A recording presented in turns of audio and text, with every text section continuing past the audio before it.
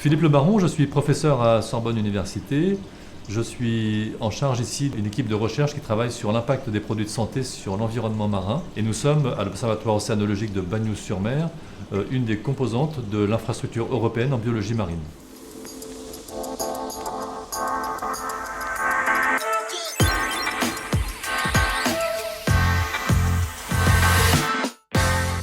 Les filtres solaires sur l'environnement marin, de manière générale, vont avoir soit un impact direct par le rejet direct par l'activité récréative, notamment les baigneurs, soit un impact indirect par le rejet des stations d'épuration, puisque quand on va se doucher ou se laver, en fait, de manière générale, il y a toute une série de filtres qui peuvent passer directement par les eaux usées.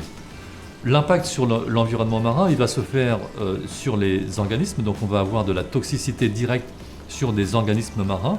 Ça peut être des organismes qui sont dans la colonne d'eau, donc comme des microalgues, ce qu'on appelle du phytoplancton ou du zooplancton, ou des organismes qui sont plus loin dans la chaîne trophique, sur les poissons. Et puis ça peut être un impact également sur des organismes posés sur le fond marin, comme les coraux par exemple, qui font partie des espèces assez emblématiques du milieu marin. Après, on peut avoir une contamination qui se fasse, ou un impact qui se fasse par la chaîne alimentaire, qui fait qu'on a un effet de concentration par tous les acteurs de la chaîne alimentaire qui, à partir des microalgues, vont aller jusqu'aux poissons, et donc qui pourraient s'accumuler le long de cette chaîne alimentaire.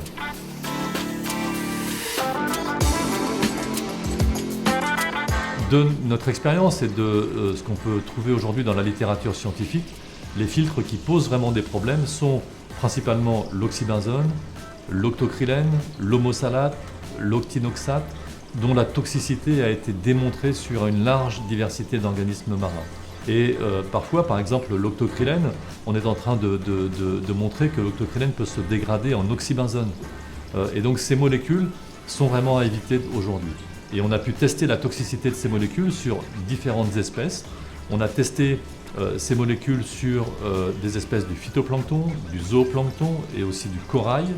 Et donc, pour ces 4 molécules que je viens de citer, on peut considérer qu'il y a une toxicité reconnue par la communauté scientifique.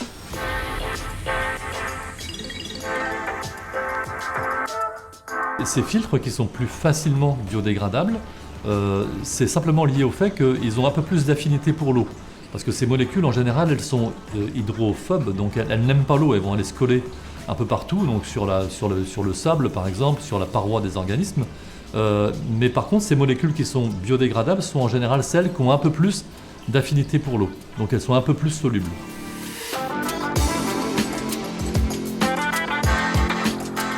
Les filtres minéraux sont peu ou pas biodégradables.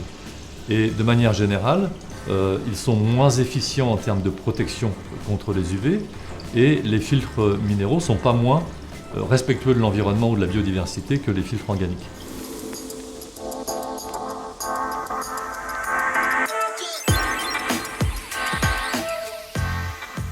On nous a demandé de regarder l'impact du filtre Triasorb sur les organismes marins et les écosystèmes marins. On a regardé cette toxicité sur 3 espèces. Une espèce représentative du phytoplancton, Tetraselmis, dont on estime qu'elle est sensible à toutes sortes de contaminants. Sur une espèce de zooplancton, Artemia, qui est utilisée aujourd'hui par l'EPA par exemple aux États-Unis.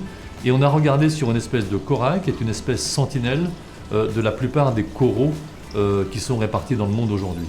On a montré qu'il n'y a pas de toxicité pour l'ensemble de ces molécules, dont Triasorb, et on a pu montrer également que sur le corail, en faisant une étude extrêmement poussée du métabolome, donc des métabolites du corail capables de détecter une réponse au stress, et on a pu montrer qu'il n'y a aucune réponse au stress lorsqu'on l'expose à Triasorb ou aux molécules associées éventuellement à Triasorb.